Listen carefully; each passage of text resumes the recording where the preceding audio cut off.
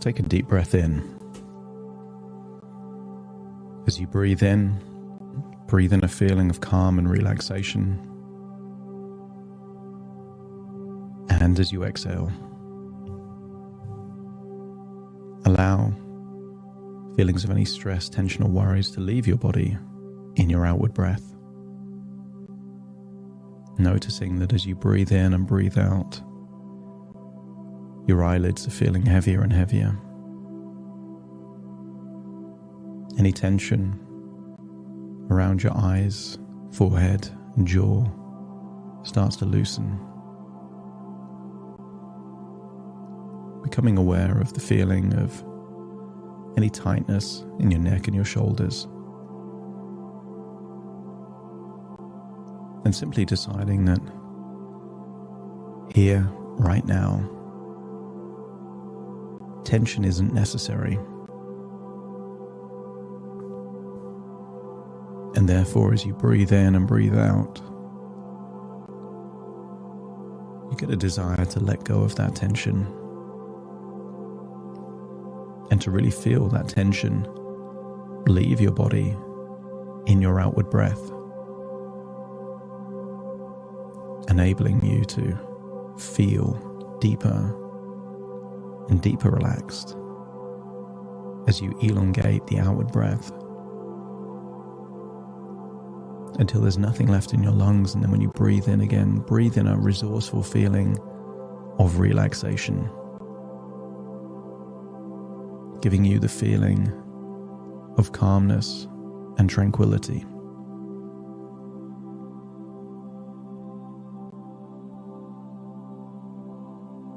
As your physical body relaxes, you can start to be playful with your imagination. What is your imagination if it isn't a portal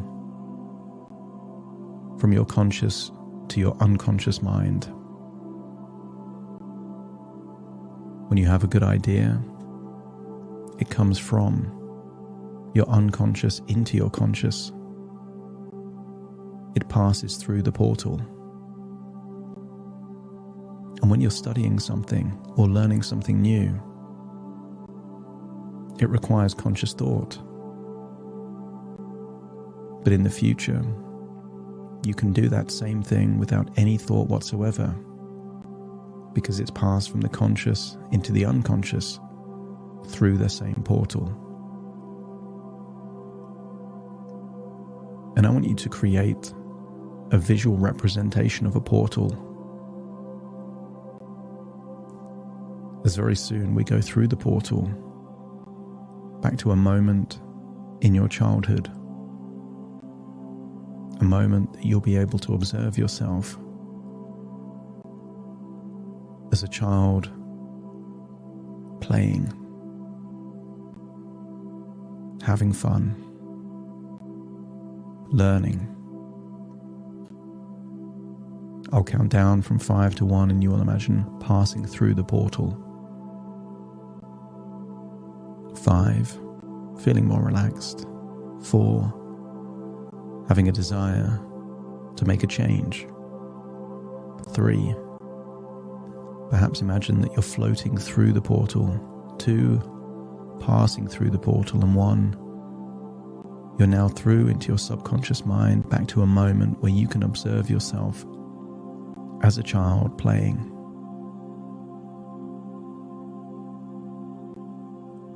And as you notice seeing yourself, I want you to connect with the idea of how much you knew back then. When you're a small child, one significant new belief represents a sizable percentage as to how you see the world from that point onwards. And I want you to observe all these positive beliefs that perhaps you learnt seeing yourself in this location. Maybe you learned that it's good to play. Maybe you formed a belief that expressing through creativity gives you joy. Maybe you learned the belief that things don't have to be structured and regimented in order for you to learn.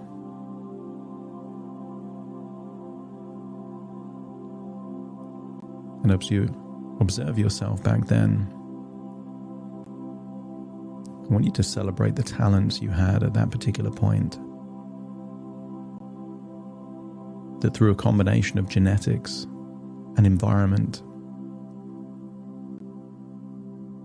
you have all the building blocks for something special, even if you didn't know it at the time.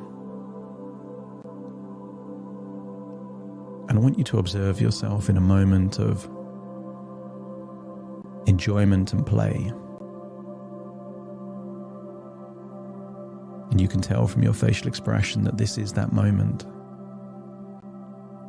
And then imagine that you're now in the body of that playful child, feeling how good it feels to just enjoy playing, to enjoy learning. I want you to connect with that feeling back then, that there wasn't limitations on what you should do or what you could do. You were encouraged to explore your capabilities and your talents.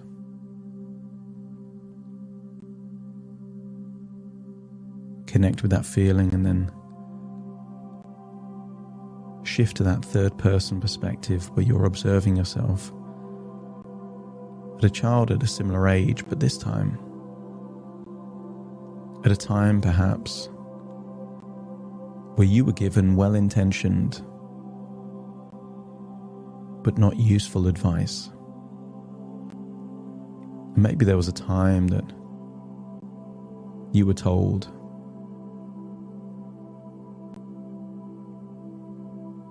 that you couldn't shine so bright.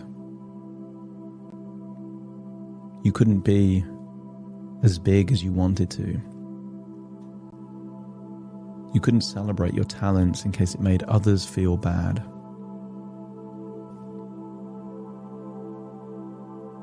And I want you to observe the facial expression of that childlike version of you when you were told something like that. You accepted this advice, this wisdom as truth. And maybe it instilled a considerate part of you. A part of you that really thought of the impact of you on others. But it wasn't the full picture.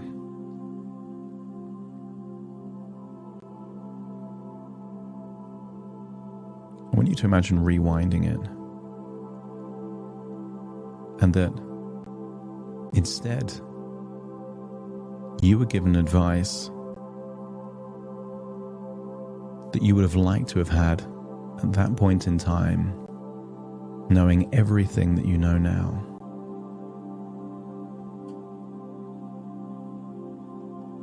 And maybe that advice is to celebrate your talents,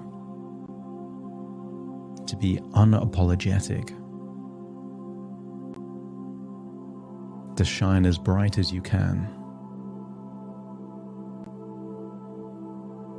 And I want you to see that whatever that advice that you would prefer to have received back then, imagine that child hears that instead of what you were told. And notice that it creates a feeling that you can really own your capabilities. You can really test your talents, and you can grow as a person. And I want you to follow what happened in the months and years that followed with the advice that you would have liked to have received back then. And maybe there were occasions where other people just weren't as good as you in that specific area.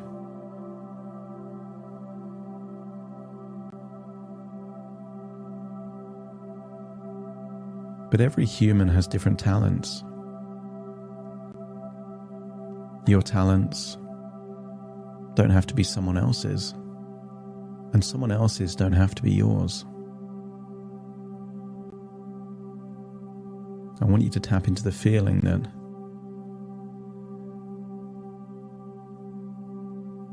your ability to shine bright doesn't diminish the light of anyone else. Perhaps it inspires people to find their talent to nurture. Maybe it inspires people to work harder to chase their dream.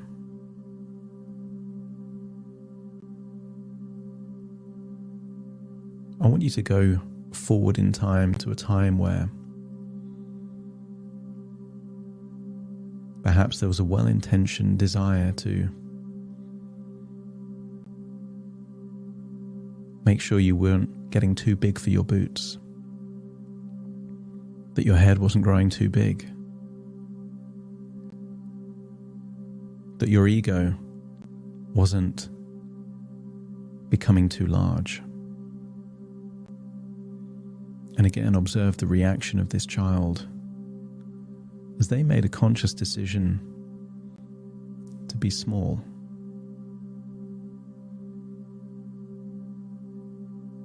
To doubt themselves. And then rewind that. And instead, see that child hearing the advice that you would have wanted to,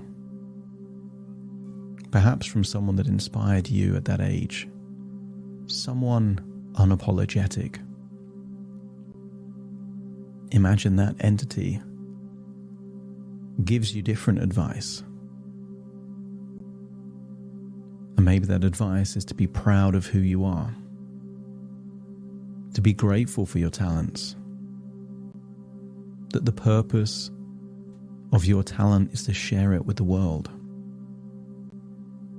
And notice the facial expression on that child where that's the advice they choose to take. And when you can see a child that has now received the advice to be grateful for their talents, to nurture their talents, and perhaps to be unapologetic, let me know by nodding your head. And then now step into that child's body where you feel it's okay to shine as bright as you can. You can have your chin up, your shoulders back, your head held high, feeling unapologetic. That if this is your talent, this talent was there for a reason.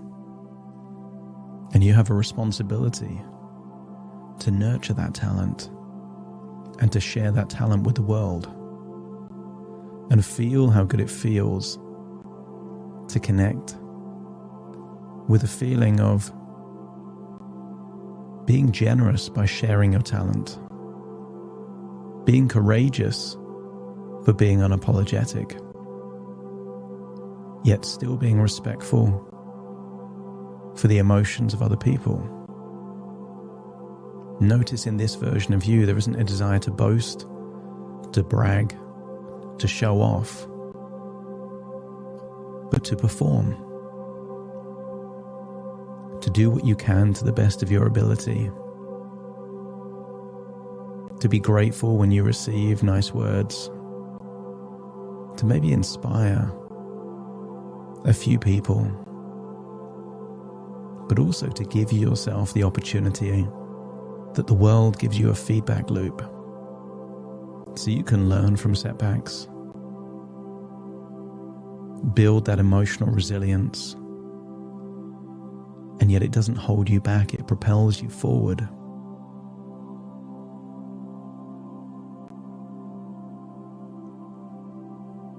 I want you to tap into that incredible feeling that what you have is a gift.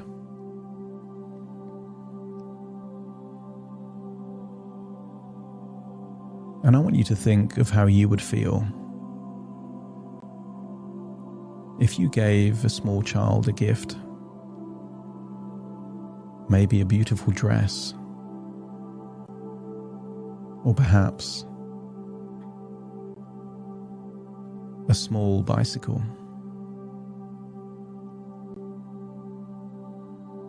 And I want you to feel that if you gave them a dress and they never wore it, just in case other children were disappointed that they didn't have a dress, that you, as the person that gave the gift, would be sad about that. That if you gave a small child a beautiful new bicycle, but they never rode it down their street, just in case it made the children who didn't have a bike feel bad, you as the giver of that gift would feel bad about that. I want you to tap into the idea that you've been given a gift, and therefore one of the most positive and respectful things to do with that gift is to use that gift. The more you use it, the more generous and respectful you are.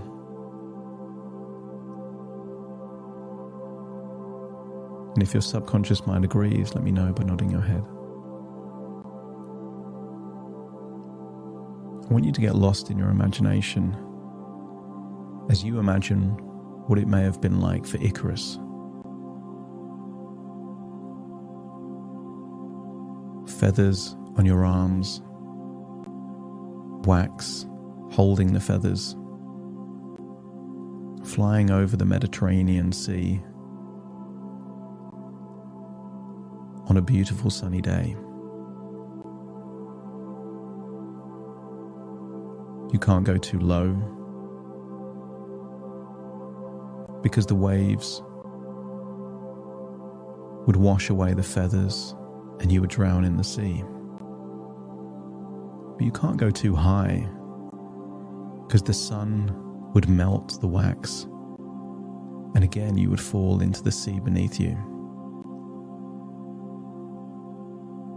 I want your unconscious mind to tap into the idea of what flying too high would represent in your world, in your career. What would have to happen for you to take this gift and then make it all self-destruct? And once you know the kind of things that would lead it to flying too high, let me know by nodding your head. And I want you to create a custodian inside your own mind, or to assign this responsibility to a part that already exists, to keep you from self-destructing, to keep you from flying too high, to keep you connected with that part of you that is still there, that is respectful to the emotions of other people, but being completely unapologetic with your talents and your gifts. And if your unconscious mind feels that you can find the right balance between celebrating your talents, but avoiding the ability of self-destructing, let me know by nodding your head.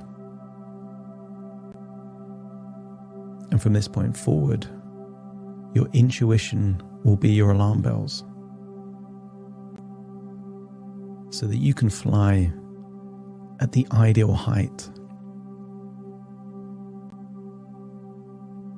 so that your wings don't melt and yet you don't fly into the sea. And I want you to fly forwards now, touching down in a future where you've achieved the level of success that you want. And perhaps this is a year, 2 years, maybe less, maybe more. And I want you to observe that future version of you that has the success that you desire. And I want you to feel that you are there. The version of you that hasn't acquired that success yet.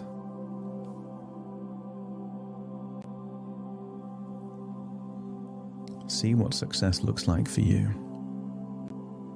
And see yourself surrounded by other people that are also what you define as success in their industry. And I want you to mingle around them, but this time something's different. You have this intuitive feeling that you'll be in that same group soon. And as you see these faces, perhaps one face in particular, I want you to feel an intuitive connection between you and them. That you share talent, you share passions, you share a work ethic, you share a self-belief. And feel that connection between you and them. Maybe even see it, similar to a neural pathway where electrical impulses connect one neuron to another neuron, creating a chain reaction, a neural pathway, all the way from you, perhaps in the center of your chest, your solar plexus, all the way to theirs, invisible to the naked eye, and yet you can feel that connection between you and them. But also make that same connection to the future version of you that has already achieved this level of success.